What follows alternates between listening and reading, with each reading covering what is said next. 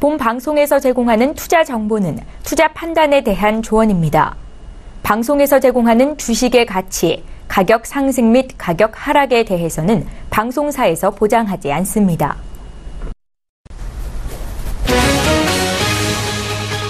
헤드라인 뉴스입니다. 미국 뉴욕 증시에서 주요 지수는 소매업체들의 실적 부진 소식에 약세를 나타냈습니다. 뉴욕 증권거래소에서 다우존스 지수는 전 거래일보다 0.11% 하락한 2919.42의 거래를 마쳤고 S&P 500 지수는 0.22% 낮은 2394.44에 나스닥 지수는 0.22% 내린 6115.96을 기록했습니다. 지난 4월 미국의 생산자 물가는 시장의 예상을 크게 웃돌았습니다. 미 상무부는 4월 생산자 물가 지수가 전월 대비 0.5% 상승했다고 발표했습니다. 월스트리트저널 조사치는 0.2% 상승이었습니다. 전체 PPI의 3분의 2를 차지하는 서비스 분야가 0.4% 상승했습니다. 미국의 주간 실업보험 청구자 수가 감소했습니다. 미 노동부는 지난주 실업보험 청구자 수가 2,000명 줄어든 23만 6천 명을 기록했다고 발표했습니다. 월스트리트저널 조사치는 24만 4천 명이었습니다. 이로써 주간 기준 실업보험 청구자 수는 114주 연속 30만 명을 하회했습니다. 국제유가는 이틀 연속 상승했습니다. 미국의 주간 원유 재고량이 크게 감소했고 석유 수출국 기구의 감산 합의 연장에 대한 지지가 늘면서 공급 감소 기대가 커졌습니다. 뉴욕 상업거래소에서 거래된 서부 텍사스산 원유 WTI 6월물은 전 거래일보다 1.1% 오른 배럴당 47달러 83센트의 거래를 마쳤습니다.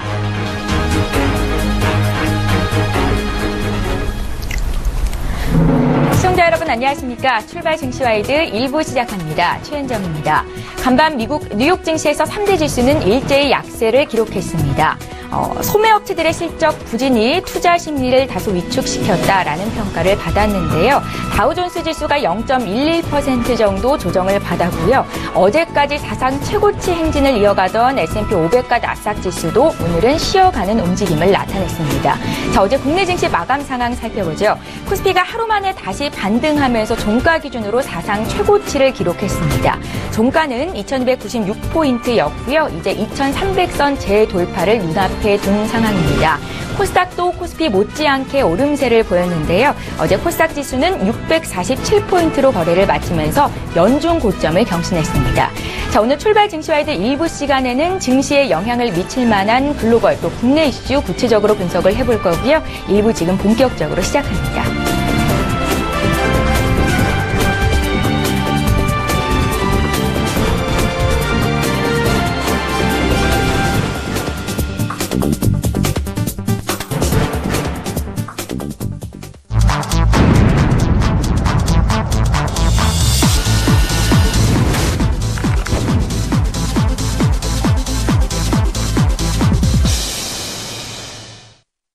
예, 시장의 중심이 되는 이슈 꼼꼼히 점검해드리겠습니다. 글로벌 시시각각 시간이고요. 아데나 투자자문의 신승용 대표님 화상으로 만나봅니다. 대표님 안녕하세요. 네, 안녕하십니까. 예, 오랜만에 뵙습니다. 첫 번째 이슈부터 좀 여쭤볼게요. 우리 증시를 비롯한 글로벌 증시의 상승세가 진행 중에 있습니다. 오늘은 쉬어갔지만 최근에 S&P 500과 나스닥 지수는 사상 최고치 행진을 이어가고 있는데요. 이러한 증시 상승의 배경에는 기업들의 실적 개선이 뒷받침되고 있다라는 평가가 우세한데 신 대표님께서는 현재 글로벌 증시의 흐름을 어떻게 보고 계십니까? 예, 지금 이렇게 보셔야 될 것 같습니다. 전반적으로 일단 가장 중요한 거, 가장 먼저 우리가 생각해야 될 부분은 경제 펀더멘탈의 개선 부분. 다시 말씀을 드리면 OECD라든지 아니면 IMF라든지 세계은행이라든지 이런 부분들에서 전반적인 글로벌 경제에 대한 전망치가 계속해서 상향 조정이 되어지고 있다라는 부분에 우리가 꼭 좀 주목을 해야 될 필요가 있다라는 부분. 여기에 더 나아가서 우리나라 같은 경우에도 한국은행이 지난 4월 말 우리나라 올해 경제 성장 전망치를 기존 2.5%에서 2.6%로 0.1%포인트 상향 조정을 했고요. 금융경제연구원 역시 2.5에서 2.8로, LG경제연구원 2.2에서 2.5로, 속속 주요 경제 연구원들의 경제 전망치 계속해서 상향 조정이 되고 있다라는 부분. 과거 같은 경우에는 장기형 L자형 불황 내지는 L자형 소위 말하는 저성장 국면에서 이제 서서히 조금은 좀 완만한 U자형 성장세로 변화가고 있다라는 부분들. 그 이야기는 거꾸로 얘기를 하면 지금 현재의 상황이 어찌 보면 경기의 바닥일 수 있다라는 그런 부분에 상당 부분 근거를 제공하고 있다라고 보셔야 될 것 같고요. 여기에 더 나아가서 이런 부분의 근간 자체가 결국은 숫자로 나타나고 있는 것이 기업들의 호실적 부분에서 우리가 분명히 엿볼 수 있다라는 것. 뭐 다들 알고 계시겠습니다만은 1분기 실적 시즌 이미 지나갔죠. 이런 상황들 속에서 실질적으로 1분기 실적 시즌 어찌 보면 3분의 2 이상의 기업들이 전반적인 깜짝 실적 전반적으로 뒷받침이 되면서 결국은 지금 현재 호실적 상황들이 과연 2분기 그리고 3분기 더 나아가선 올해 말까지 지속될 수 있겠느냐의 여부가 지금 현재 시장의 주요 관심사일 수밖에 없다라는 부분. 근데 최근 아주 좀 고무적인 현상이 나타났습니다. 무슨 부분이냐면요. 바로 국제 유가가 다시금 상승하고 있는 그런 모습들이 나타나고 있다라는 부분. 다시 말씀을 드리면 경기에 대한 어느 정도 이제는 조금은 좀 다시금 긍정적인 어떤 그 경기 개선에 대한 기대감이 다시금 시장 내 불어닥치고 있다라는 부분들. 큰 그림 속에서 생각을 해 보실 필요가 있어 보이고요. 다만 이제 그 국가별 어떤 주가의 움직임 이런 부분들은 서로 간에 시간차를 두고 나타날 수밖에 없습니다. 어찌 보면 미국의 주가 상승률 올 연초 대비한 주가 상승이 한 6% 내외. 이 부분이 왜 우리나라 같은 경우 13% 이상의 주가 상승률 보이고 있죠? 하지만 이런 부분들이 결국은 미국 같은 경우는 작년 11월, 10월부터 실질적으로 급격한 주가의 상승이 이미 일어났기에 결국에는 전반적인 어찌 보면 키맞추기 상황들이 지금 현재 진행되고 있다. 글로벌 시장 내에서도 이런 부분들을 우리가 분명히 엿볼 수 있다라고 보셔야 될 것 같고요. 결국은 전체적인 큰 그림 속에서 본다라면 안전자산에서 위험자산 쪽으로 결국은 그레이트 로테이션이라는 그런 말이 무색할 정도로 지금 현재 시장 내 어떤 그 자금의 유동성 부분은 상당히 풍부하게 그리고 시장 투자 심리 자체는 결코 부정적이지 않다라는 부분들 우리가 꼭 좀 눈여겨볼 필요가 있지 않나. 결국은 전체적인 기업 실적 이 부분들 보면서요.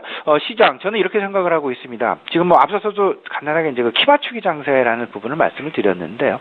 결국은 그저께 같은 경우 그리고 어제 같은 경우도 결국은 차익 실현 매물이 시장 내에 계속 나오고 있고 이를 소화해 가는 그런 과정들이 진행 중에 있다라는 점.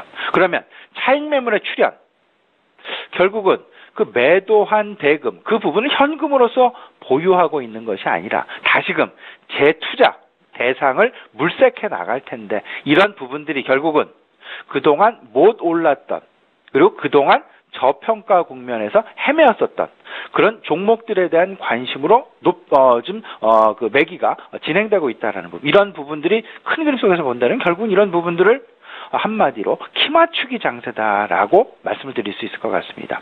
이런 키맞추기 장세 그리고 키맞추기 장세 이후에는 결국에는 밸류에이션 그리고 전반적인 실적 중심의 시장 다시금 양극화 현상이 나타날 수 있다. 지금 현재 아직까지 실적 중심의 양극화 현상까지는 나타나지 않았습니다. 하지만 전체적으로 일단 키맞추기 장세의 어떤 그 마무리 국면의 진입과 동시에 우리는 서서히 실적 중심의 양극화 현상을 분명히 준비해 놓을 필요는 있어 보인다라는 부분. 아울러서 오늘 좀 주말이고 하니까요. 이런 부분들 주말 내내 한번 곰곰이 우리 시청자 여러분 같이 고민을 해보셨으면 어떨까 싶습니다. 예, 글로벌 경제 전망치가 상향 조정되고 있다는 데 포커스를 둬야 한다라는 말씀이시고요. 증시 흐름에 대해서는 긍정적으로 보고 계신 거죠. 자, 이번에는 이슈가 되는 업종에 대한 의견을 여쭤보겠습니다.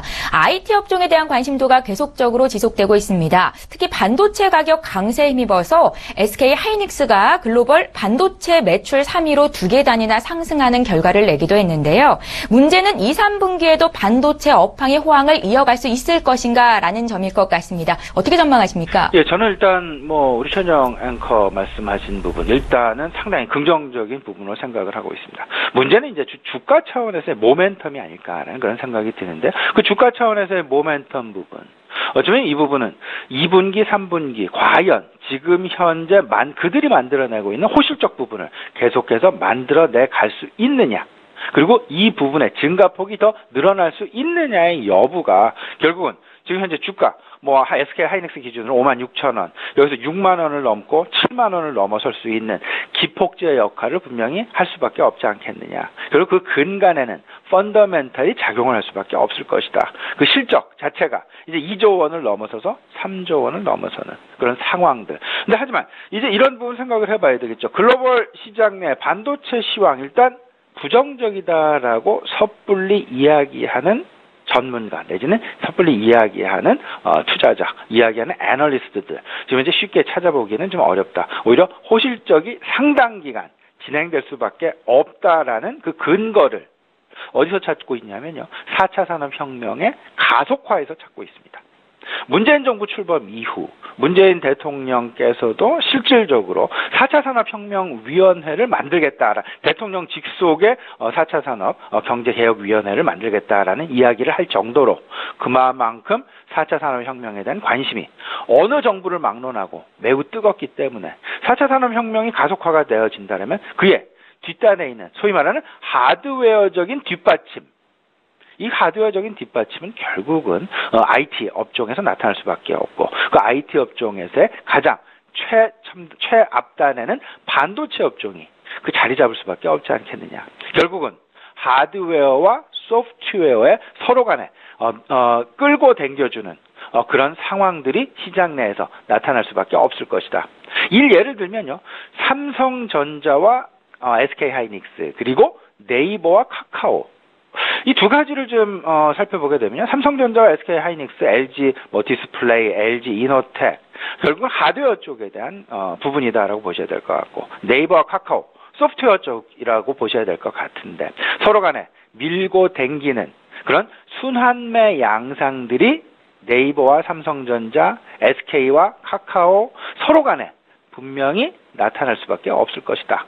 서로 간에 끌어주고 밀어주는 그런 순환매 양상이 진행될 수 있을 것이다라는 점. 삼성전자가 상당 기간 시장을 이끌어왔습니다.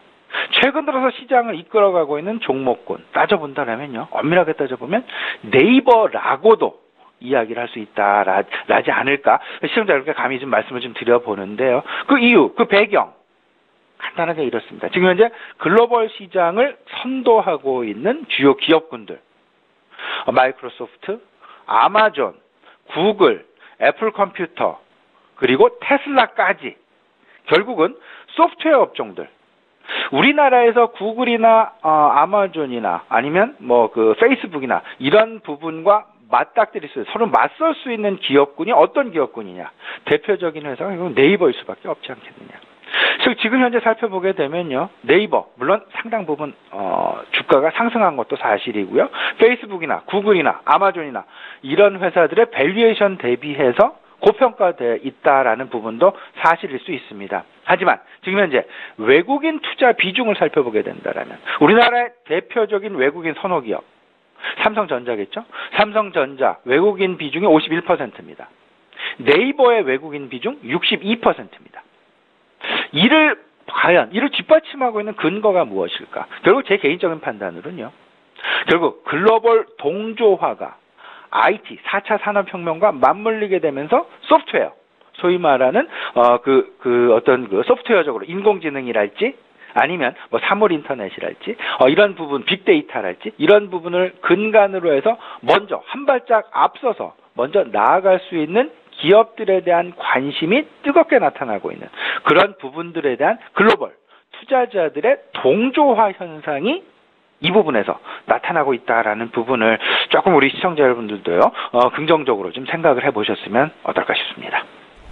예, 큰 틀에서 2, 3분기에도 반도체 업황은 호황을 이어갈 것이다라는 말씀이셨고요. 자, 새 정부가 출범한 이후로 신 대표님 오늘 처음으로 연결이 됐는데요. 앞으로 투자 전략은 어떻게 짜갈까요? 앞서서 좀 간단하게 말씀을 드렸습니다만은 일단 서서히 이제 그 키 맞추기 장세는 제 개인적인 판단으로는 한 다음 주 초반 정도면 일단 어느 정도 마무리가 되지 않을까 생각이 됩니다. 다시금 시장 랠리가 진행이 된다라면 아마도 실적 중심의 양극화 현상이 나타날 가능성이 다음 주 중후반부터는 벌어질 가능성이 있지 않겠느냐. 이런 생각을 좀 가져보게 되고요. 이 부분은 철저하게 시장에서 외면당하는 업종 그리고 철저하게 사랑받는 업종군 분명히 나누어질 수 있을 것이다.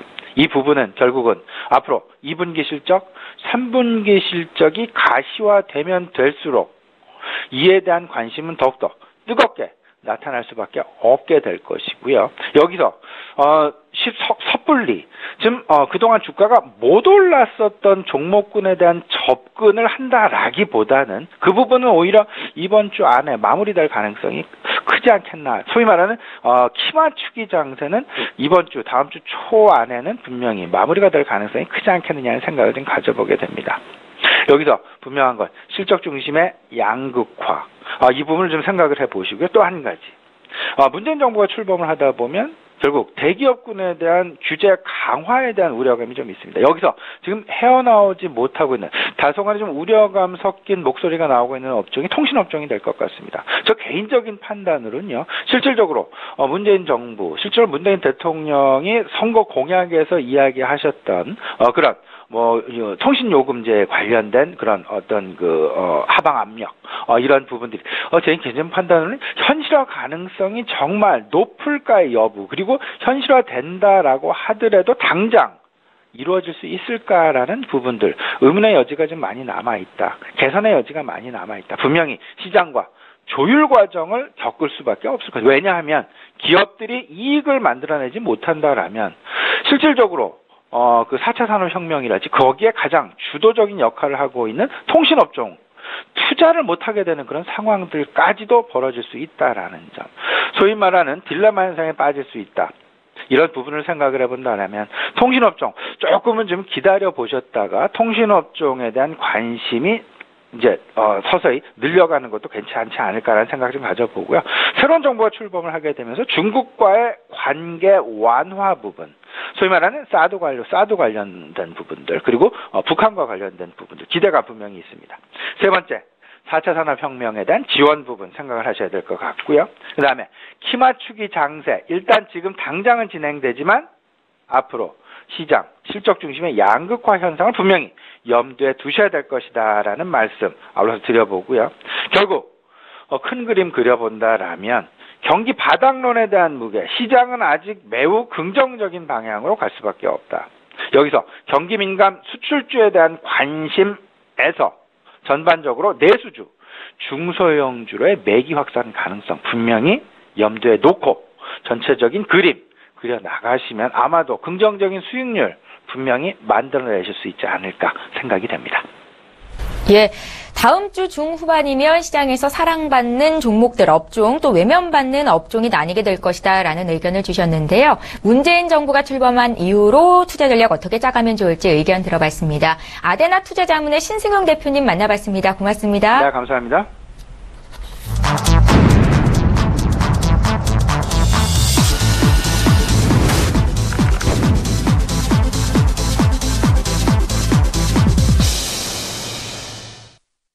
예, 이번에는 국내 이슈를 좀 더 구체적으로 분석해 볼 거고요. 오늘 라이브 이슈 타임은 메리츠 종금증권의 김민수 부장 모시고 자세한 이야기 듣겠습니다. 부장님 안녕하세요. 네, 안녕하십니까. 예, 첫 번째 질문부터 드릴게요. 문재인 대통령 시대가 열리면서 금융정책에도 많은 변화가 올 것이다 이렇게 전망이 되고 있는데요. 특히 전 정부가 추진해온 금융개혁 정책에도 수술이 불가피할 것으로 보인다라는 전망입니다. 어떻게 보십니까? 네, 잘 보고 있습니다. 잘 보고 있고요. 지금 이제 대통령이 바뀌면서 여러 가지 변화가 한꺼번에 많이 찾아온다라고 보는 게 맞지 않을까 생각되고 있고요. 예. 지금 보여지고 있는 대통령의 여러 가지 인선 작업과 초기에 아직 취임한 지 하루 이틀 됐나요? 예, 그렇다고 하더라도 여러 가지 나오는 뉴스나 흐름들을 보게 되면은 과거와는 좀 많이 다르다라는 쪽으로 보여지고 있는 상황 속에서 어떻게 앵커님은 마음에 드십니까? 저는 마음에 드는데요. 네네. 예. 그렇죠. 예. 어제 커피가 마음에 드신다는 얘기 아니시죠? 네. 그래서 일단, 예. 여러 가지 정책들의 변화는 당연히 그 전 정부와의 변화가 상당히 클 것이다라는 쪽으로 포커스를 맞추고 있는데, 그런 관점 쪽에서 시장은 일단 미리 천반영하는 측면들이 있죠. 예. 벌써 2300선대에서 다시 신고가를 경신하느냐 이런 부분들이 물론 경기 관련된 부분들도 바탕을 하겠지만은 기대감이라는 측면들도 무시 못한다라는 쪽으로 봐야 될 것 같고요.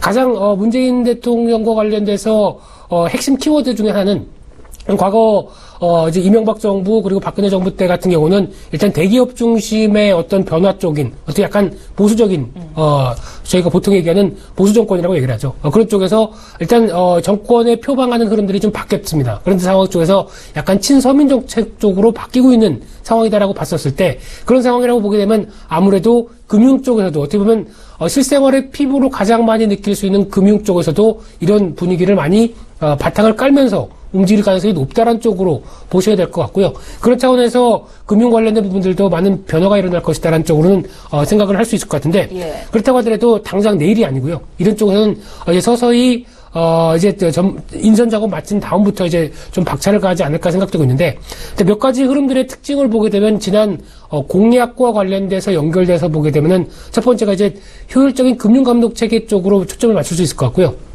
이쪽에 아무래도 과거에 많이 얘기 나왔던 특히 금융위원회라고 하는 쪽에서 어떻게 보면은 가장 많이 권력이 좀 집중되어 있는 상황들인데 이를 좀 분리를 통해서 아니면은 어떤 좀 분리를 하고 이 재정경제부와의 다시 기획경제부죠. 이쪽으로 다시 합쳐지는 방향 쪽으로 가지 않을까 이렇게 보고 있는 상황들이고 그다음에 이제 금융소비자보호원 같은 경우도 신설을 해서 어떻게 보면은 금융보호 관련된 서민과 관련된 쪽에서의 보호책을 좀 더 높이지 않을까 이런 쪽으로 바라보고 있는 상황들이고요. 거기다가 두 번째로는 금융규제를 완화하는 쪽으로 나갈 가능성이 높다는 쪽으로 봐야 될 것 같은데 특히 지난 인터넷에는 K뱅크의 출연으로 인해서 여러 가지 기존 은행과 함께 저축은행 이런 모든 금융기관들이 다 긴장을 했다라는 흐름으로 왔었을 때 이런 변화를 촉진시킬 가능성이 높다라고 봐야 될 것 같고요. 이 금융 진입과 관련된 장벽을 낮춰서 경쟁을 좀 촉진하는 그런 형태로 갈 가능성이 높다라고 보는 상황들인데 그런 상황 쪽에서 경쟁은 줄이고 규제는 완화시키는데 사후 규제 쪽으로 바꾸는 그런 경향들이 좀 커지지 않을까 생각되고 있는데 그런 차원에서 지금 그렇게 되면 아직 그 은산 분리라고 하는 그러니까 즉 산업 자본이 은행에 대한 소유권을 갖게 하는 부분들은 규제를 계속 할 것이다라는 쪽의 흐름들로 일단 봐야 될 것 같고요. 거기다가 이제 말이 많았었던 부분들, 성과 연봉제 관련된 부분들, 특히 과거 한 1, 2년 정도쯤에 여러 가지 노조나 이런 쪽에서 반발이 상당히 심했던 부분들이죠. 이게 아마 폐지되지 않을까 그렇게 바라보고 있는 상황들이고요. 그런 상황 쪽에서 이 서민금융정책과 관련된 쪽에서 강화시키는 내용들이 3대 근본대책, 7대 해법 이런 쪽으로는 어떤 공약집에 좀 나와 있습니다. 그렇기 때문에 제가 따로 말씀 안 드리고요. 공약집에 나온 내용들 한번 체크해 보시면 되지 않을까 생각이 들고 있는데 그런 차원에서 봤었을 때 여러 가지 내용들 중에서 아무래도 어떤 금융하게 되면 아무래도 서민들이 생각하기엔 좀 문턱이 아직까지 높죠. 그리고 좀 약간 좀 부담스러운 그런 상황들인데 여기서 이를 좀 많이 문턱을 낮추고 그에 따른 어떤 변화를 좀 시도를 하겠다라고 하는 게 이번에 신정부의 의도다라는 쪽으로 봤었을 때는 일단 앞으로의 흐름들도 좀 기대가 되는 바가 좀 크다. 그런 쪽으로 봐야 될 것 같습니다. 친서민 쪽으로 금융정책 변화가 일어날 수 있겠다라는 반가운 소식을 말씀을 하셨는데요. 이게 기업들 입장에서도 반가운 소식입니까? 기업들 입장에서는 또 어떻게 보면은 명암이 좀 있으리라고 생각이 들고 있습니다. 그런데 기업들 입장 쪽에서 아무래도 대기업 집단 쪽에 해당되는 회사들 같은 경우는 아무래도 그래도 좀 긴장을 해야 되지 않을까 생각이 들고 있고요. 어떻게 보면 지금 신정부가 가장 또 주력으로 보는 부분들이 아무래도 재벌 개혁과 관련된 부분들 쪽에서 지금까지 관행대로 이루어졌던 부분들에 대해서는 어느 정도 매스를 가해서 변화를 좀 이루어지겠다라는 쪽으로 봤었을 때는 아무래도 과거에 누리던 부분들에 대해서는 좀 포기를 해야 되는 상황이 나오지 않을까 생각이 좀 들고 있고요. 상대적으로 반대 흐름을 보게 되면 같은 기업이라고 하더라도 오히려 중소기업 쪽 관련된 부분들 쪽에서는 아무래도 육성책에 대한 부분들이 신정부에서 많이 나올 것이다 라는 부분들이 있기 때문에 좀 더 기대감이 높아지지 않을까. 그래서 약간 온도 차이는 좀 있다고 봐야 될 것 같습니다. 예, 알겠습니다. 자, 삼성전자가 임원 인사를 일부 단행했습니다. 원래는 매년 12월에 사장단 인사와 함께 이루어져야 됐던 건데요. 박근혜 최순실 게이트 이후로 전면 중단이 됐었고요. 자, 이번 임원 인사를 계기로 정체된 조직의 활력을 불러일으킬 수 있을지가 관심이 되는 것 같습니다. 삼성전자의 주가는 계속 잘 올라가고 있는 상황이고요. 어떻게 보세요, 부장님? 네, 활력을 얘기하시는데 활력이 떨어지셨네요. 네, 근데 일단 삼성전자를 비롯해서 삼성그룹에 관련돼서 아무래도 지금 고민이 많은 시점이다라고 봐야 될 것 같고요. 예. 특히 인사를 통해서 뭔가 이제 매년 새롭게 쇄신을 하고 그 다음에 청사진을 보여주는데 이번에는 조금 차질이 많이 빚어졌죠. 특히 정치적인 관련된 부분들 때문에 발목을 좀 잡았다고 봐야 될 것 같고 거기다가 이제 지금 이제 최순실 사태 이후에 나오는 그리고 또 이재용 부회장의 재판도 앞두고 있는 상황 쪽에서 그와 관련된 여러 가지 일정 때문에 많이 좀 미뤄졌었다가 이번에 어떻게 보면 5개월 만에 임원 인사가 이루어졌다라고 봐야 될 것 같고요. 그래서 이 임원 인사 같은 경우도 최소한의 범위 쪽으로 단행이 됐다. 특히 삼성전자가 실적이 사상 최고치에 가깝게 그래서 실적이 상당히 좋아지는데 그렇게 어떻게 보면은 회사 입장과 임직원 입장 쪽에서는 그러면 작년에 돈 많이 벌었으니까 나도 승진할 수 있을 거야 이런 기대감보다는 오히려 이런 활력을 일으키기에 조금 많이 아직은 부족한 인사다 보니까 좀 어떤 눈높이가 좀 많이 낮아지는 상황이 아닌가 생각을 들고 있는데요. 그런 흐름이라고 하더라도 이제 본격적으로 어떤 이제 임원 말고 사장단 같은 경우는 이제 재판 이후에 어떤 변화가 나오지 않을까라고 생각이 들고 있는데 그런 차원에서 이번에 인사 흐름들을 잠깐 살펴보게 되면은 예. 관련된 쪽에서 이제 해외 총괄 관련된 부분 쪽에서 좀 변화가 이어졌다라는 쪽으로 봐야 될 것 같고요. 특히 중남미나 서남아 쪽 그런 쪽에 대해서 조금 더 강조를 뒀다는 쪽으로 봤었을 때 아무래도 신흥국 시장을 많이 보강을 시키겠다라는 어떤 의도가 좀 담겨 있지 않나 이런 쪽으로 봐야 될 것 같고요.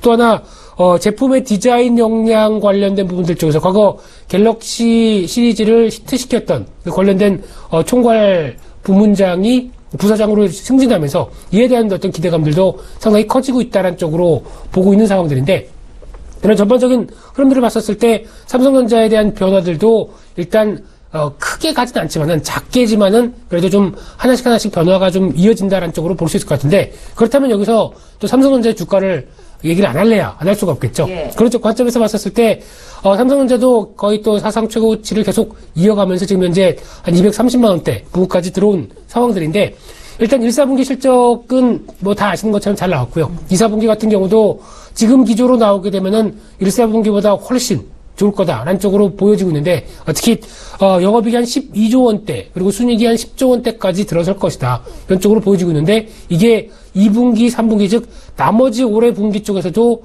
이런 영업이익이 한 10조 원대 이상 순이익 한 12조에서 13조 정도 그리고 순이익도 한 10조 원대 흐름들로 바뀐다라고 했었을 때 그러면 순이익 10조 원이라고 하게 되면은 나머지 3분기니까 30조 원이고요. 그리고 1, 4분기 한 7조 원대를 냈기 때문에 약 한 35조에서 한 40조 가까이 순이익을 내는 회사가 지금 현재 시가총액이 317조 원이다라고 하게 되면은 시가총액 대비해서 여러 가지 흐름들을 봤었을 때 많이 올랐다고 하더라도 실적이 좋아지는 부분들과 아니면은 실적 대비한 어떤 흐름들을 봤었을 때 아직 저평가라고 봐야 되겠죠. 그런 관점이기 때문에 지금 230만 원대 많이 올랐다라고 보시는 것보다 예. 실적 흐름들을 생각한다 그러면은 앞으로 더 갈 자리가 있다라고 생각하시면서 조정할 때 오히려 비중을 계속 일단 한 주라도 사보시는 게 오히려 시장의 트렌드에 맞게 대응을 하는 전략이 아닌가. 특히 주식 투자를 하는 가장 근본적인 입장 중 하나는 실적 좋은 종목을 사야 됩니다. 그럼 실적 좋은 종목 있지 않습니까? 그럼 이런 종목들 약간이라도 좀 조정이 들어온다. 그러면 한 주라도 사보는 게 가장 정석적인 투자가 아닌가 생각됩니다.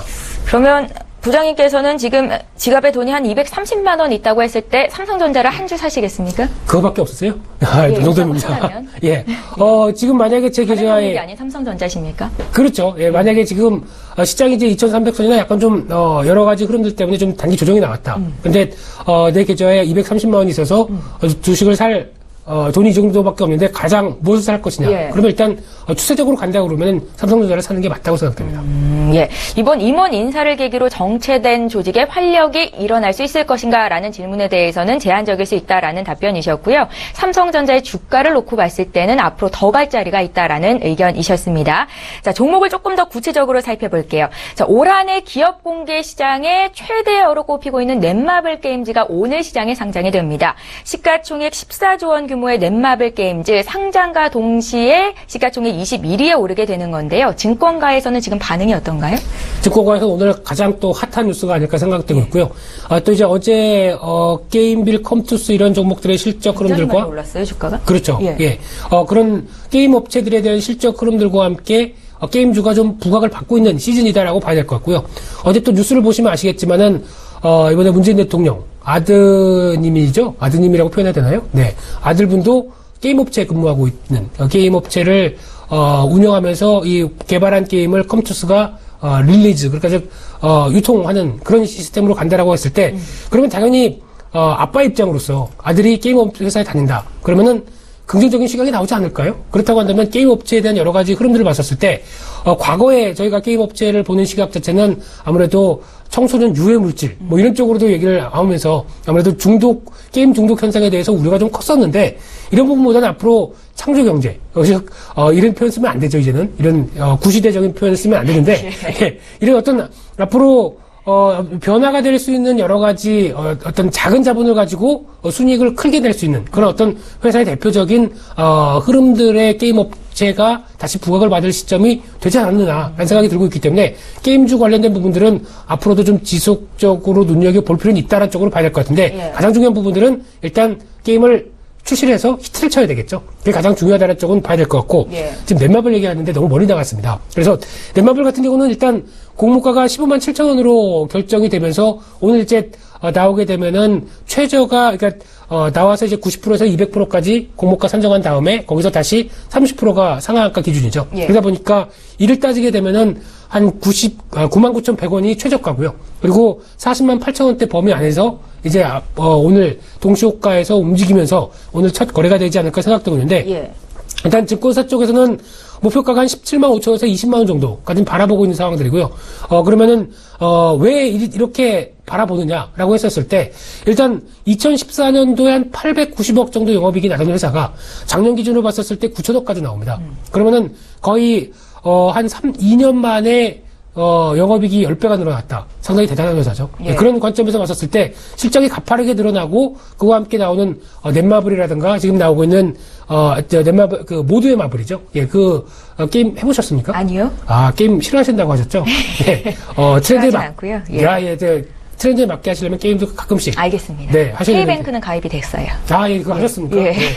이제 관계자 아닌데 괜히 반갑네요. 그런 상황에서 이 또 리니지2 레볼루션 같은 경우도 또 상당히 실적에 대한 부분들을 끌어올리고 있다는 쪽으로 봐야 될 것 같은데, 그런 상황에서 봤었을 때 지금 흐름이라고 한다면 9천억 정도 나오는 영업이익을 보여주는 회사가 공모가 기준으로 시총이 13조 원 정도를 보여줄 걸로 생각하고 있는데, 그렇다고 한다면은 아무래도 실적 대비 저평가는 뚜렷하다라고 봐야 될 것 같고요. 특히 게임 업종으로 봤을 때 흐름들은 실적이 한 13조 원 정도까지밖에 안 돼? 라고밖에 볼 수 없는 흐름이다라고 하게 되면은 기대감은 좀 높아질 수 있다. 라는 쪽으로 봐야 될 것 같은데, 특히 상장하고 나서도 이제부터 앞서 말씀하셨지만 시가총액 21위 쪽으로 들어간다라고 하게 되면은 아무래도 지수와 같이 표방하는 MSCI나 FTSE 관련된 편입된 종목들에 대한 지수들도 당연히 편입되니까 주식을 더 사야 되겠죠. 그런 상황에서 수급에 대한 기대감, 거기다가 코스피 200이 조기 편입이 되는 상황이다 보니까 그에 따른 기대감들도 수급 쪽에서 몰릴 수 있다는 쪽도 염두를 하시면서 보셨으면 좋겠고요. 그런 상황에서 봤었을 때 또 하나 이 넷마블이 상장을 잘해서 오늘 같은 경우나 아니면 앞으로 쭉 양호한 모습을 보인다. 그렇게 되면 지분을 갖고 있는 CJ E&M이나 NC소프트 같은 경우도 실적의 어떤 지분 평가 관련된 부분들 쪽에서는 긍정적일 수 있다는 쪽으로 바라보시는 게 좋아 보이고요. 그런 차원에서 봤을 때 딱 하나, 다 좋은데 딱 하나가 어제 나왔던 뉴스 중에 하나가 이 리니지2 레볼루션이 출시된 지 한 5개월 만에 청소년 불가 판정을 받았습니다. 그러다 보니까 그에 따라서 지금부터도 그러면 청소년들은 게임을 못하게 되겠네요. 그런 상황이라 보면 아무래도 매출원 관련된 부분들이 약간 좀 주춤하지 않을까라는 쪽도 우려감은 있는데, 그러나 게임과 관련돼서 조금 더 잘하는 제가 본 입장 쪽에서는 리니지라는 브랜드는 지금 청소년이 좋아하는 브랜드가 아닙니다. 이 관련된 부장님 같은 나이대에 좋아하나요? 그렇죠. 30대가 좋아하는 30대 쪽에 그럼들 인정을 하시는데 그래서 그런 어떤 약간 과거의 리니지 세대가 지금 약간 이제 좀 나이가 들다 보니까 그에 따라서 폭발적으로 매출과 같이 큰 영향은 없을 것이다라는 저는 그렇게 생각합니다. 매출과 관련된 흐름들을 봤을 때는 영향은 크게 없을 것이다. 한쪽으로 생각이 들고 있습니다. 제가 어제 뉴스를 좀 찾아보니까 보호예수 물량 때문에 총 주식수의 20% 정도만 유통이 된다는데 이게 주주의 입장에서는 좋은 소식인가요? 그것도 여러 가지 뉴스를 해석을 할 수 있는 상황들인데 지금 단기적으로 보호예수 같은 경우는 적어도 6개월에서 1년 이상 이제 만약에 묶이고 있는 상황 쪽에서 지금 6개월 쪽에 안쪽에 이제 주가 흐름들을 생각을 한다. 라는 쪽으로 보게 되면 지금 나오고 있는 현상과 주가 흐름들을 봤었을 때는 일단 아직까지 유통 물량이 좀 적기 때문에 그에 따른 변화는 긍정적이다라는 쪽으로 봐야 될 것 같습니다. 예, 알겠습니다. 자, 넷마블 게임즈가 오늘 코스피 시장에 상장이 될 텐데요. 흐름 어떨지는 잠시 뒤에 확인해 보실 수 있을 것 같습니다. 메리츠 종금증권의 김민수 부장 모시고 이야기 나눠봤습니다. 잘 들었습니다. 감사합니다.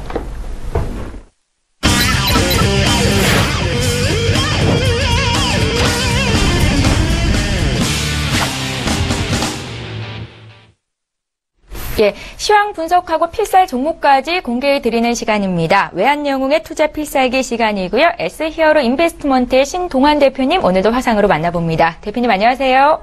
네, 안녕하세요.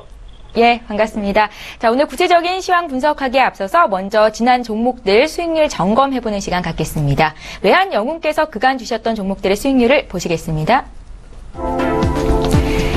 예, 저희가 매일매일 확인을 해드리고 있는데요. 대부분의 종목들이 오르면 더 올랐지 떨어지지는 않은 것 같습니다. 4월 10일에 주셨던 동부하이텍이 어제 종가 기준으로 5.7%의 수익을 기록하고 있고요. 지금 화면에 확인하실 수 있죠. 저 아래에 있는 4월 19일 더좀비주온 22%의 수익을 기록 중에 있습니다. 그 밖에 메리츠화재나 동아지질도 8% 이상 수익이 나고 있고요. 코웨이는 10% 이상 수익을 기록 중이죠. 다음 종목들 확인해 보겠습니다. 10% 이상 수익 내고 있는 종목들부터 볼게요. 4월 24일에 주셨던 한국종합기술이 16%, 또 S오일이 11% 이상 수익을 기록하고 있고요. 롯데정밀화학도 5.5%의 수익을 기록하고 있습니다. 다음 종목 보겠습니다. 네, 매일매일 하나 또는 두 가지 종목을 추천해주고 계시는데요. 5월 10일에 주셨던 휴캠스는 2%의 수익을 기록하고 있습니다. 예, 자 오늘은 어떤 종목을 다시 리뷰 들어볼까요?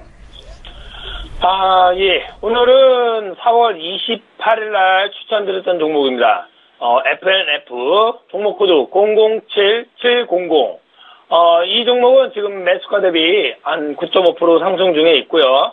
원가율 개선과 원형 성장으로 인해 최근 52주 신고가를 기록하는 등 상승 가능성이 높은 종목입니다. 이 종목 또한 목표가 도달 시 80%에서 90% 물량 축소 본절 잡고 가는 홀딩할 전략 반드시 필요하겠고요. 52주 신고가를 돌파했다는 것은 일반 개인들은 살 수가 없습니다. 우리 기존 갖고 있는 분들은 반드시 본절까지 갖고 홀딩하는 전략 반드시 필요하겠습니다. 다음엔 5월 8일 날 추천드렸던 종목입니다. 한국콜마 홀딩스 종목 코드 024720. 이 종목 또한 매수가 대비 7.2% 수익 중에 있고요. 1분기 실적이 매우 안정적입니다. 또한 매출액과 영업이익이 지속적으로 상승하는 전망되는 종목입니다. 이 종목 또한 또 목표가 도달 시 물량을 80%에서 90%만 축소 후 나머지는 본절을 잡고 지속적으로 갖고 가는 전략 반드시 필요하겠습니다. 이상입니다. 외환영웅과 함께 종목 사셨던 분들 수익률 축하드린다는 말씀 다시 한번 전해드리겠고요. 자, 이어서 이번에는 해외 선물시장 투자하시는 분들 위해서 조언 부탁드립니다. 예, 오늘은 항생지수 횡보 하방으로 좀 봐주시기 바랍니다. 제가 말씀을 드린 거는 오늘 하루 동안의 방향을 얘기하는 겁니다. 자, 오늘 항생지수는 횡보 하방으로 25,003 저항시 매도뷰 하방으로 좀 봐주시면 되겠고요. 자, 25,003이 돌파됐을 때는 25,129 부근에서 다시금 매도로 대응해 주시면 되겠습니다. 다음이요, 국제유가입니다. 국제유가는 며칠 지금 반등을 했습니다. 반등을 했지만 아직까지 하방에 힘이 셉니다. 좀 지켜봐 주시고요. 이 종목 또한 횡보 하방으로 봐주시고요. 유가 지수는 47.93 저항시 하방으로 봐주시고요.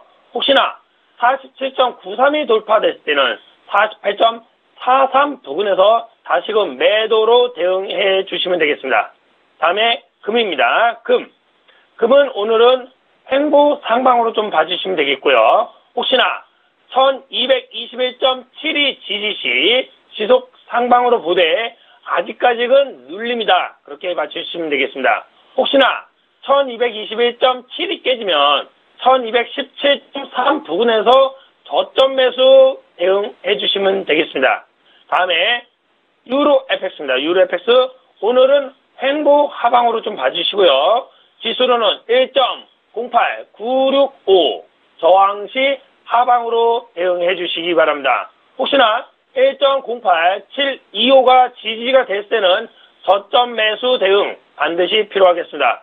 마지막으로 S&P 500입니다. S&P 500은 오늘은 횡보로 좀 대응해 주시면 되겠습니다. 그러면 위아래에서만 매매해 주시기 바랍니다. 자, 2394.50 저항시 하방뷰 매도로 대응해 주시고요. 혹시나 2385.75가 내려왔을 때는 거기서 저점 매수 대응해 주시면 되겠습니다. 이상입니다.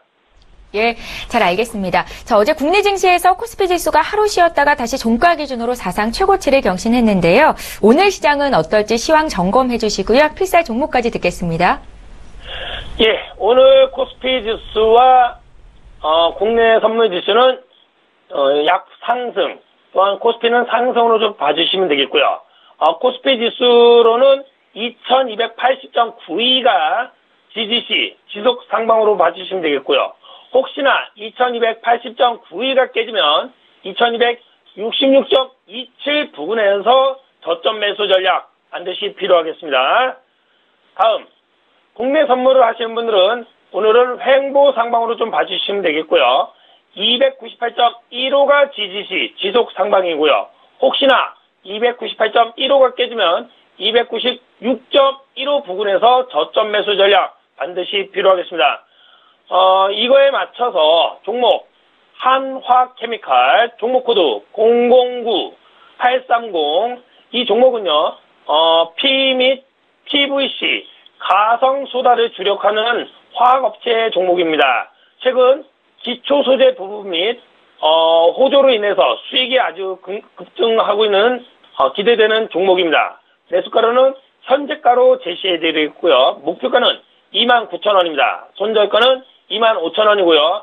개별 종목 하시는 분들은 반드시 코스피 종목과 선물지수를 포함하면서 저점 매수 전략 반드시 필요하겠습니다. 이상입니다.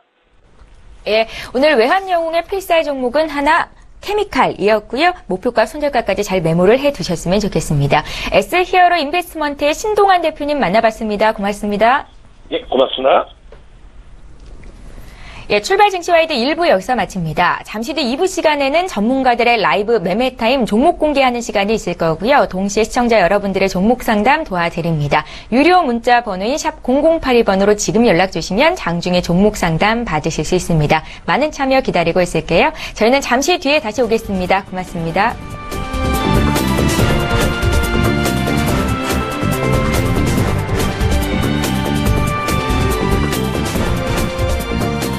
본 방송에서 제공하는 투자 정보는 투자 판단에 대한 조언입니다. 방송에서 제공하는 주식의 가치, 가격 상승 및 가격 하락에 대해서는 방송사에서 보장하지 않습니다.